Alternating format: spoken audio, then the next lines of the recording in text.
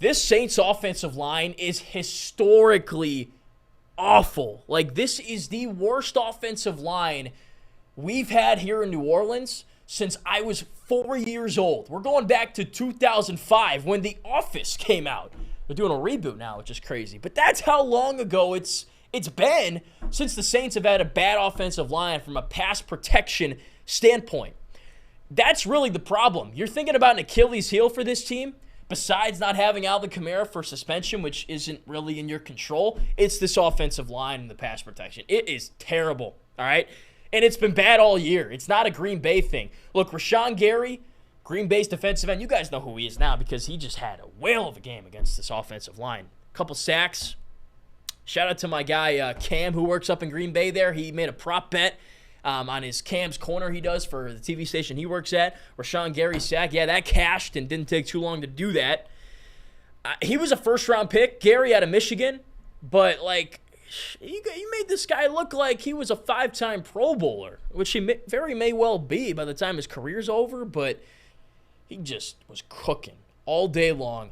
The left tackle couldn't block him. The right tackle couldn't block him. I'd imagine everybody in between probably couldn't block him if they were given the opportunity. Your center got beat one-on-one clean. Like, nobody played well. It wasn't a case of a bad left tackle, a bad right tackle. They talk about having a loose link or a bad link on a chain. No, this entire chain was just bad. There was no chain. The little individual pieces you use to make a chain, you had 5 individual pieces. They were not connected whatsoever. That's what this offensive line was on Sunday. That's what they've been all year. I'm going to run you through the resume from this season. First game against Tennessee, allowed 4 sacks and 8 quarterback hits. How about the Carolina game? 4 more sacks, 6 quarterback hits. And this past Sunday, 4 sacks again, 6 quarterback hits again. So excuse me if Derek Carr is banged up a little bit. Yeah, the guy's hitting the turf and getting flattened by 300-pound linemen like 10 times a game, if not more. That just can't happen. I talked about the historically bad offensive line. Here's the number to back it up. The Saints, as I just ran you through, have allowed 4 sacks in every game this year. So an average of 4 sacks per game. That's the most they've allowed since 2005, when over the course of a 16-game season, they allowed 2.6. And it's only been 3 games. So that number, yes, can go down, could also go up. Here's the trend, though. 4 sacks and at least 6 quarterback hits in each of the first 3 games we've seen. And, you know, you can make the case, oh, the Titans have a good defense, Panthers have a good defense, this and that, but this has been consistent. So, is it going to happen all year? It can't, because Derek Carr will never play another down of football in his life. The guy's going to be in a hospital bed if it keeps up this way. Or whoever else is behind center, Jameis or Jake Hayner, it doesn't matter. Right now, you're a bottom 5 offensive line in terms of pass protection. And by the way, in that 2005 season, this team didn't make the playoffs. They cleaned it up the next year, did make the playoffs in 06, obviously.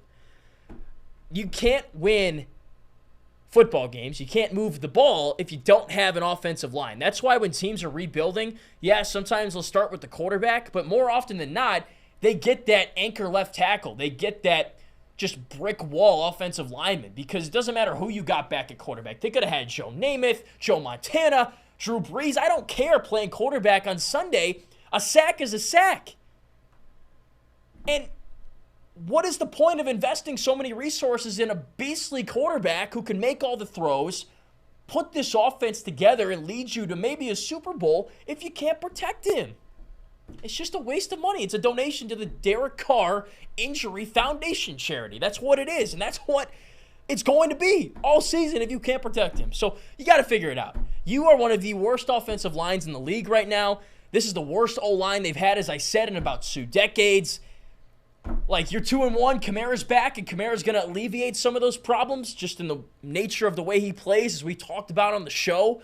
But if you want to win a Super Bowl, you want to win a championship, you've got to figure it out somehow with the guys you have. But moving forward, you got to use a draft pick on an offensive lineman. You got to go out in free agency and bring in a proven offensive lineman, because you got the guys you got right now, the 5 you're trotting out there ain't it. It's turnstiles into a saloon. That's what we got right now. And somehow you're 2-1 despite that.